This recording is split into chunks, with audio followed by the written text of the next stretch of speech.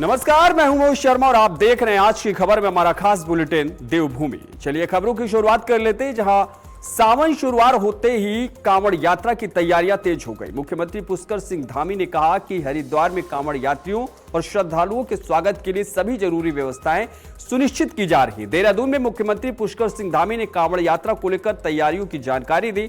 उन्होंने कहा कि हरिद्वार में श्रद्धालुओं की सुरक्षा और सुविधा को प्राथमिकता दी जा रही है और मुख्यमंत्री ने बताया कि कांवड़ यात्रियों के ठहरने और खाने पीने और आवागमन की बेहतर व्यवस्था के लिए प्रशासन लगातार काम कर रहा है। साथ ही यात्रा के दौरान किसी भी तरह की परेशानी न हो, इसके लिए सुरक्षा व्यवस्था को भी मजबूत किया जा रहा है। उन्होंने कहा कि सरकार का प्रयास यह है कि कांवड़ यात्रा सुरक्षित, सुव्यवस्थित और सुविधाजनक तरीके से संपन्न। तैयारियां हो चुकी हैं और सभी शिवभक्त कांवड़ियों का हम देवभूमि उत्तराखंड में मां गंगा के स्थान पर हरिद्वार में स्वागत करेंगे। सभी व्यवस्थाओं के लिए मैंने स्वयं भी बैठक करी है। अच्छा, उनके जल भरने का स्थान हो, घाटों की व्यवस्था अच्छी हो, स्वच्छता अच्छी हो, आवास व्यवस्था अच्छी हो, परिवहन अच्छा हो, सुरक्षा की व्यवस्था हो। कोई हमारे जल पुलिस को भी तैनात किया है, ट्रैफिक की व्यवस्था को भी अलग अलग रूटों पर डाइवर्ट किया गया है, किसी को असुविधा ना हो। साथ में मैं ये भी सभी से कहूँगा कि यात्रा के जो नियम है उन नियमों का पालन करें। आपकी यात्रा सुखद हो, सुरक्षित हो, इसके सभी प्रयास हमने किए हैं। आपकी यात्रा जहां आपके लिए अच्छी हो, वहीं अन्य लोगों को भी आपका सहयोग मिलेगा और सफल तरीके से और शांतिपूर्ण तरीके से भगवान की जो मंगल कामना है वो आपको पूरी तरह से फलदायी होगी। मैं सभी का स्वागत करते हुए सबको शुभकामनाएं देता हूँ।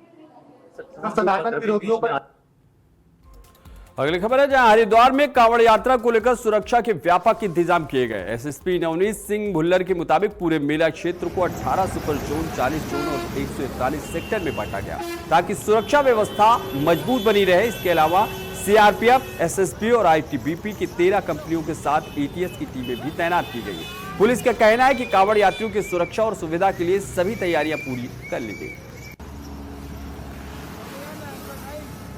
कांवड़ मेला 2026 30 तारीख से शुरू हो रहा है और 11 अगस्त तक रहेगा।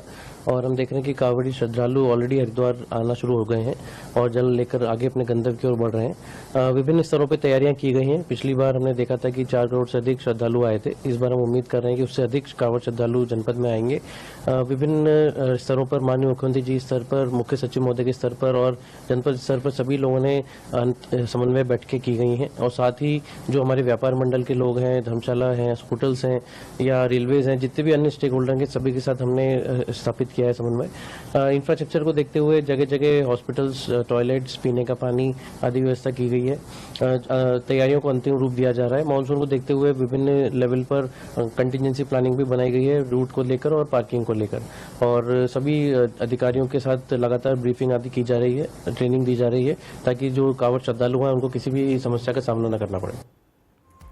अगली खबर है, जहां उत्तराखंड में खराब मौसम के चलते चारधाम यात्रा को अस्थायी रूप से रोक दिया गया। मुख्यमंत्री पुष्कर सिंह धामी ने कहा कि यात्रियों की सुरक्षा को देखते हुए यह फैसला लिया गया और मौसम साफ होते ही यात्रा दोबारा शुरू कर दी जाएगी। देहरादून में मुख्यमंत्री पुष्कर सिंह धामी ने चारधाम यात्रा रोके जाने को लेकर जानकारी दी। उन्होंने कहा कि मौसम विभाग की ओर से अलर्ट जारी किया गया है और कई इलाकों में भूस्खलन की घटनाएं सामने आई है। मुख्यमंत्री ने बताया कि उत्तरकाशी, देहरादून और टिहरी समेत कई क्षेत्रों में लगातार भारी बारिश हो रही है। ऐसे हालात में तीर्थयात्रियों की सुरक्षा और सुविधा को ध्यान में रखते हुए चारधाम यात्रा को रोक दिया गया। आसान बनाएगी, उनके लिए व्यवस्थित करेगी, उनको सुविधा प्रदान करेगी। साथ ही साथ इसमें ये भी प्रावधान है कि कम से कम जो है पर्यावरण हमारा प्रदूषित हो। यहाँ पर हम ईवी बसों को भी प्रमोट कर रहे हैं और आज हमने 6 लोगों को जो है प्रोत्साहन राशि भी दी है जिन्होंने इस क्षेत्र में अच्छा काम किया है, जिन्होंने पर्यावरण संरक्षण में अपनी भूमिका निभाई है। हमारा प्रयास है कि जो उत्तराखंड का जो विकास का मॉडल है वो प्रकृति के साथ यानी कि और इकोनॉमी दोनों साथ साथ चले, पारिस्थितिकी भी चले, आर्थिकी का भी विकास हो, उसको लेकर हम विकास को आगे बढ़ा रहे हैं। सर, राष्ट्रीय संगठन महामंत्री BL संतोष जी भी यहाँ हैं। कल आपसे भी मुलाकात हुई, आगे चुनाव को लेकर के मंथन रहा, क्या कुछ पूरा एजेंडा? हमारी संगठनात्मक बैठकें होती हैं और लगातार ऐसे प्रवास होते हैं हमारे अधिकारियों को। उसी क्रम में कल BL संतोष जी का भी सभी कार्यकर्ताओं के साथ अलग अलग संवाद हुआ है, सबसे मिलना हुआ है और आगे की जो भविष्य की रणनीति है उस पर चर्चा की गई है, उस पर काम कर रहे हैं। सर, चारधाम यात्रा को भी स्थगित कर दी गई है, किस तरह श्रद्धालुओं को अपील करेंगे ताकि इस समय मौसम का अलर्ट आया है और जगह जगह पर क्योंकि बहुत सारी जगह पर भूस्खलन हो गया है, कहीं बहुत ज़्यादा प्रातःकाल से ही, जैसे उत्तरकाशी है, देहरादून है, टिहरी है, इन सब लगातार बारिश हो रही है, इसलिए यात्रा को यात्रियों की सुविधा की दृष्टि से, उनकी सुरक्षा की दृष्टि से स्थगित किया गया। जैसे मौसम ठीक होगा फिर से यात्रा। अगली खबर है, जहां देहरादून में मुख्यमंत्री पुष्कर सिंह धामी ने Uttarakhand clean mobility transition policy के तहत पात्र वाहन मालिकों को सब्सिडी और प्रोत्साहन राशि वितरित की। इस दौरान मुख्यमंत्री ने पर्यावरण संरक्षण और सतत विकास को लेकर सरकार की प्रतिबद्धता दोहराई है। मुख्यमंत्री पुष्कर सिंह धामी देहरादून के मुख्य सेवक सदन में आयोजित कार्यक्रम में शामिल हुए। यहां Uttarakhand clean mobility transition policy के तहत पात्र वाहन मालिकों को सब्सिडी और प्रोत्साहन राशि प्रदान की गई। कार्यक्रम में मुख्यमंत्री ने कहा कि भारत पर्यावरण संरक्षण और विकास के बीच संतुलन का मॉडल दुनिया के सामने प्रस्तुत कर रहा है। उन्होंने कहा कि भारतीय संस्कृति पूरी दुनिया को एक परिवार मानती है और इसी भावना के साथ देश वैश्विक कल्याण की दिशा में आगे बढ़ रहा है। मुख्यमंत्री ने कहा कि प्रधानमंत्री नरेंद्र मोदी के नेतृत्व में पर्यावरण अनुकूल नीतियों और योजनाओं को बढ़ावा दिया जा रहा है, जिससे स्वच्छ ऊर्जा और हरित परिवहन को नई दिशा मिल रही है।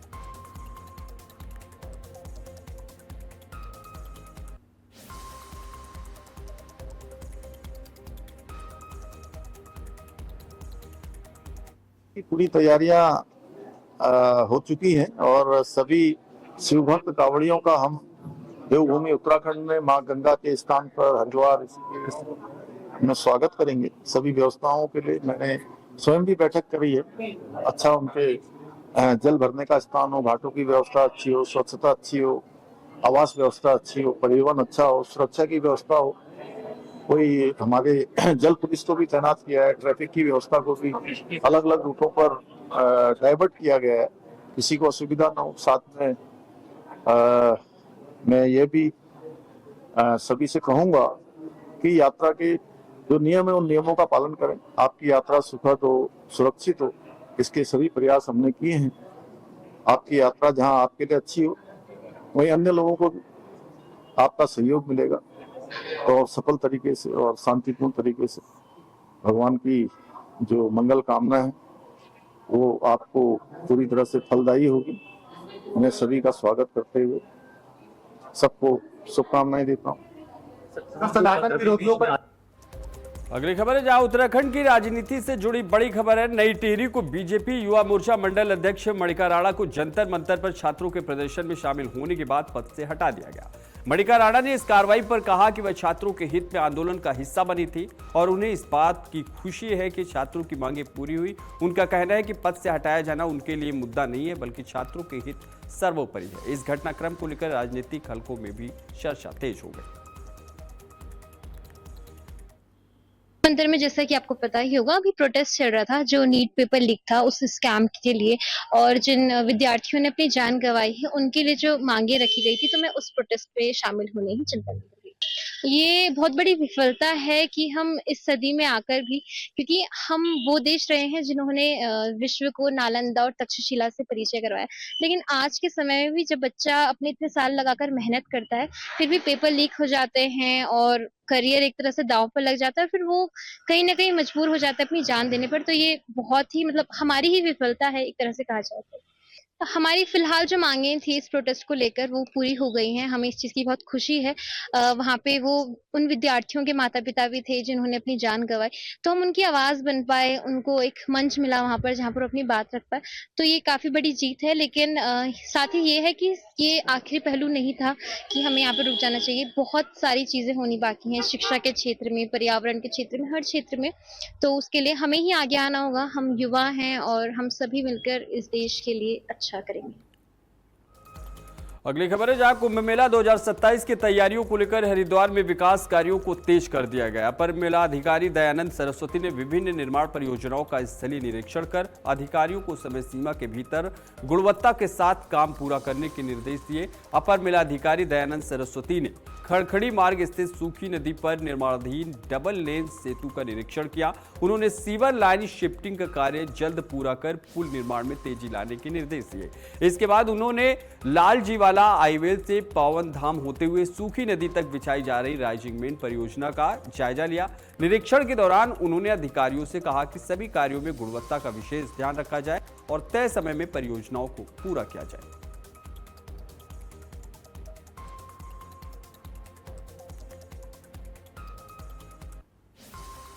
वहीं अगली खबर है काशीपुर पहुंचे उत्तराखंड सरकार के कैबिनेट मंत्री प्रदीप बन्ना ने कई विकास परियोजनाओं का शिलान्यास और लोकार्पण किया। इस दौरान उन्होंने निर्माणाधीन परियोजनाओं का निरीक्षण कर अधिकारियों को तेजी से काम पूरा करने के निर्देश दिए।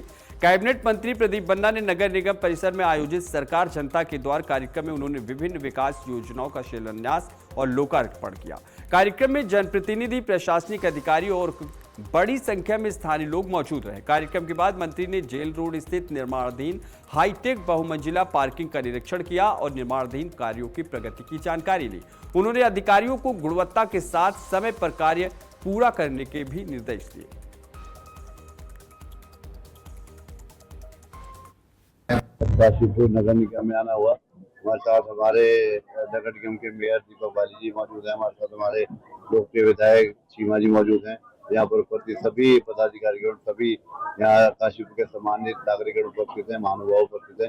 सभी का एक बार पुनः धन्यवाद करता हूँ जो कार्यक्रम यहाँ पर उन्होंने आयोजित किया। और मैं समझता हूँ कि जिस दिन की सरकार द्वारा हर व्यक्ति को लाभ मिल रहा है और जो हमारा लक्ष्य है भारतीय जनता पार्टी का कि सरकारी योजनाओं का लाभ जो है हर व्यक्ति तक पहुँचे, तो सर हम लोग आगे बढ़ रहे हैं। माननीय मुख्यमंत्री पुष्कर धामी जी के नेतृत्व में लगातार पूरे प्रदेश में विकास कार्य चल रहे हैं, लोकार्पण हो रहे हैं और सभी कार्य धरातल पर लोगों को दिखाई दे रहे हैं। और मैं समझ चाहता हूँ कि विकास की जो गंगा माननीय पुष्कर सिंह धामी जी लहराई है वो अपने आप में अविरल चल रही है और मैं समझता हूँ कि सभी लोग उसका लाभ ले रहे हैं। और आज यहाँ काशीपुर पे 44 करोड़ के आसपास कामों का शिलान्यास लोकार्पण हुआ। मैं समझता हूँ कि काशीपुर की जनता को बहुत लाभ मिलेगा। तो काशीपुर हमारा एक महत्वपूर्ण शहर है जिसको आगे काफी आगे लेकर जाना है और हमारे बाली जी लगातार हमारे विधायक की योजना लेकर आ रहे हैं स्टेट से और यहाँ पर उनका क्रियान्वयन हो रहा है। आने वाला समय काशीपुर में आपको बहुत अच्छा एक नए स्वरूप में नजर आएगा और मैं सोचता हूँ कि सभी सरकारी योजनाओं का लाभ यहाँ पर जनता को मिल रहा है और आज का कार्यक्रम का उद्देश्य भी यही है। अगली खबर उधम सिंह नगर से जागादरपुर में हुई ताबड़तोड़ फायरिंग के मामले में पुलिस ने जांच तेज कर दी। स्कॉर्पियो सवार हमलावरों ने एक कार का पीछा कर कई राउंड फायरिंग की जिसमें एक युवक घायल हो गया।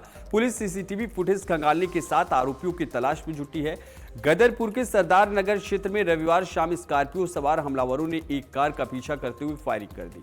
आरोप है कि हमलावरों ने करीब 20 से 25 राउंड गोलियां चलाई जिसमें गुरुचरण उर्फ गगन उप्पल के पैर में गोली लगी। फायरिंग के दौरान कार अनियंत्रित होकर सड़क किनारे नाले में जा गिरी।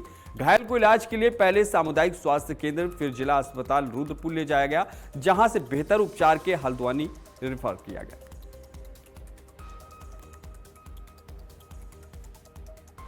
रुद्रपुर से बाईपास के पास है गाड़ी स्कॉर्पियो 50 नंबर था, उन्होंने आगे लगा दी तो हम उतर के निकलने लगे तो उन्होंने हमारे साथ गोली चला दी। 4-5 गाड़ी हो रहा है पीछे से घेर लिया। हमें कितने लोग थे? 15-20 जाने थे। 4-5 हम 3 जाने करते हुए पहले हमारे पीछे लगे हुए थे। बहुत टाइम से उनका रिपोर्ट भी दिया है, कोई कार्रवाई नहीं हुई तो आज उन्होंने फील्डिंग वुल्डिंग का हम घेर घूर लिया। हमें कहाँ पे घटना हुआ? ये अपने गदरपुर हाईवे के में नीचे। नाम था मनी पिद्दी, सत्यम पिद्दी, मनदीप नरवाल था, राज सिद्धू था और अपना सौरभ गेटअप जोन की दुकान है उसकी और अपना आकाशदीप इंस्टीट्यूट का और राजीव विर्क, ये लड़के थे। बाकी कुछ अन्य लोग थे उसके साथ 8-9 जाने। आपने अभी जानकारी पकड़ रही थी? हाँ जी, क्विड गाड़ी पलट के हमारे आगे शायद चोट छोटे बहुत लगे उसके। टायर हमारा टायर पे गाड़ी पलट गई हमारी एकदम। कितने लोग थे गाड़ी में? गाड़ी में हम 3। जहां कांवड़ मेले को लेकर उत्तराखंड पुलिस ने सुरक्षा तैयारियां तेज कर दी है। ऋषिकेश में अतिरिक्त पुलिस महानिदेशक यानी कानून व्यवस्था डॉक्टर वी गुरुसिमन के देहरादून, टिहरी गढ़वाल और पौड़ी गढ़वाल जिलों के पुलिस अधिकारियों के साथ बैठक कर व्यवस्थाओं की समीक्षा की। एडीजी ने बताया कि कांवड़ यात्रा को सुचारू और सुरक्षित बनाने के लिए बड़ी संख्या में पुलिस जवानों की तैनाती की गई है। ड्यूटी कल से शुरू हो जाएगी। सुरक्षा व्यवस्था में सीएपीएफ, पीएसी और एसडीआरएफ की भी मदद ली जा रही है। उन्होंने कहा कि भीड़ नियंत्रण और निगरानी के लिए सीसीटीवी कैमरे, ड्रोन और आधुनिक तकनीकी का इस्तेमाल किया जाएगा। पुलिस ने यात्रियों की सुविधा और सुरक्षा के लिए पूरी तैयारी का दावा किया है।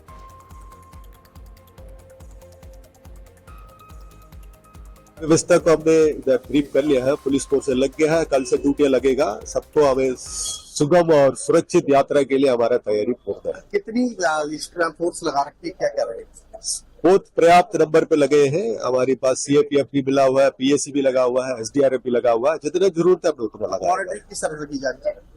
सीसीटीवी मॉनिटरिंग है, ड्रोन के थ्रू है, हमारे जो भी टेक्नोलॉजी है वो सब हम अपना रहे हैं। नीलकंठ मंदिर पे खास तौर से किस तरह से सुरक्षा वगैरह? नीलकंठ व्यवस्था वहाँ पे स्टैम्पेड ना हो और हमारे मंदिर में जो पूजा अर्चना जो है वो रेगुलेट हो, उसी हिसाब से हमारा पर्याप्त फोर्स है। वहीं अगली खबर है, देहरादून में भारी बारिश के बीच सरकारी निर्माण कार्यों की गुणवत्ता पर सवाल खड़े हो गए। हिमाचल जाने वाले चक्राता रोड पर टॉन्स नदी पर बना नया पुल शुरू होने के महज 16 दिन बाद ही उसकी अप्रोच रोड टूट गई। पिछले साल मानसून में पुराना पुल बह गया था, जिसके बाद यह नया पुल बनाया गया था। अप्रोच रोड धंसने से देहरादून, पावटा और साहिब चक्राता मार्ग पर यातायात प्रभावित हुआ है। प्रशासन ने ट्रैफिक को श्री बालाजी मंदिर मार्ग से डायवर्ट किया है। डीएम आशीष चौहान ने मौके का निरीक्षण कर लोक निर्माण विभाग के संबंधित अधिकारियों पर कार्रवाई के निर्देश दिए और आज ही अप्रोच रोड दुरुस्त कर आवागमन बहाल करने के लिए कहा।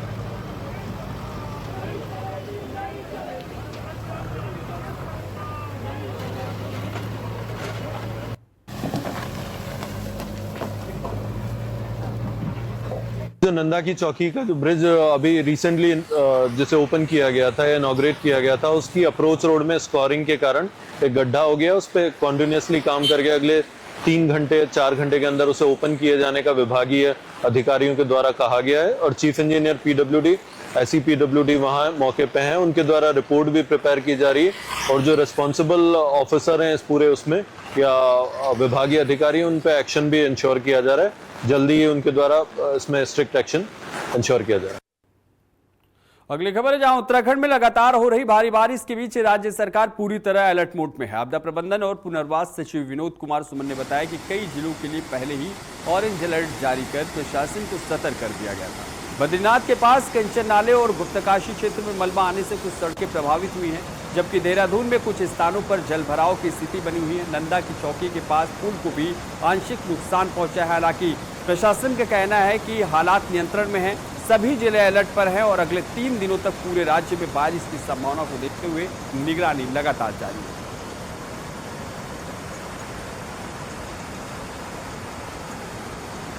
पहले से ये संभावना जताई गई थी कि कुछ जनपदों में ऑरेंज अलर्ट है और अधिक बरसात होने की संभावना है, तो जनपदों को जानकारी पहले से थी, तैयारी हमारी पहले से थी। सभी आवश्यक स्थानों पर समुचित कार्रवाई की जा रही है। इस वर्षा के कारण कुछ जगह हल्की फुल्की क्षति हुई है, जैसे बद्रीनाथ जी के पास कंचन नाला के पास थोड़ा सा मलबा आया है, जोशीमठ के पहले कुछ पेड़ वगैरह गिरे हैं, गुप्तकाशी के पास कहीं मलबा आया है, रास्ते बंद हुए हैं, मुनकटिया है सोनप्रिया के पास, वहाँ थोड़ा सा मलबा आया है। देहरादून में कुछ जगह जल भराव, 2-3 जगह जल भराव की सूचना है, 2-3 जगह मलबा आने की सूचना है। इसी प्रकार से जानकी चट्टी यमुनोत्री पैदल मार्ग पे कहीं कहीं रास्ते में मलबा आया है। अगली खबर है, जहां सावन महीने की शुरुआत से ही पहले उत्तराखंड के शिवालयों में श्रद्धालुओं की भीड़ उमड़ने लगी। रुद्रप्रयाग स्थित प्रसिद्ध कोटेश्वर धाम मंदिर में बड़ी संख्या में भक्त पहुंचकर भगवान शिव की पूजा अर्चना और जलाभिषेक कर रहे हैं। कोटेश्वर मंदिर के महंत शिवानंद गिरी ने बताया कि सावन के पवित्र महीने में देश भर से श्रद्धालु केदारनाथ समेत उत्तराखंड के विभिन्न शिव मंदिरों में दर्शन के लिए पहुंचते हैं।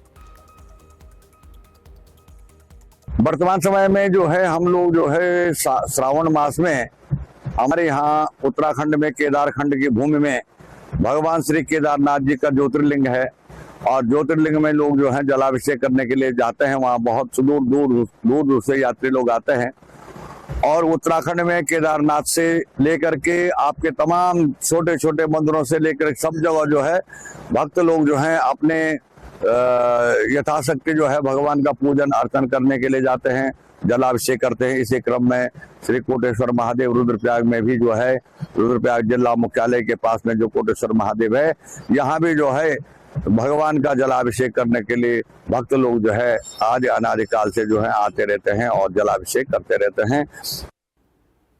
अगली खबर है, जहां उत्तराखंड के रुद्रप्रयाग में लगातार हो रही भारी बारिश के चलते प्रशासन ने हाई अलर्ट जारी कर दिया। तेज बारिश के कारण अलकनंदा और मंदाकिनी नदियों का जलस्तर चेतावनी निशान से ऊपर पहुंच गया। जिला प्रशासन ने सभी संबंधित विभागों को पूरी तरह सतर्क रहने के निर्देश दिए हुए नदी किनारे रहने वाले लोगों से अपील की गई है कि हालात बिगड़ने पर वे सुरक्षित स्थानों की ओर चले जाएं। मौसम विभाग की चेतावनी को देखते हुए अधिकारियों को अपने अपने क्षेत्रों में लगातार निगरानी रखने को कहा गया है। वहीं राहत और बचाव दलों को भी सभी जरूरी संसाधनों के साथ तैयार रहने के निर्देश दिए गए। अगली के गढ़वाल क्षेत्र में लगातार हो रही भारी बारिश का असर अब ऋषिकेश में भी साफ दिखाई देने लगा। त्रिवेणी घाट पर गंगा नदी का बहाव तेज हो गया और जल स्तर लगातार बढ़ रहा है। हालांकि सेंट्रल वाटर कमीशन के अधिकारियों के मुताबिक गंगा अभी चेतावनी के निशान से करीब 50 सेंटीमीटर नीचे बह रही है। इसके बावजूद प्रशासन हालात पर लगातार नजर बनाए हुए है और नदी किनारे रहने वाले लोगों से सतर्क रहने की अपील की गई है।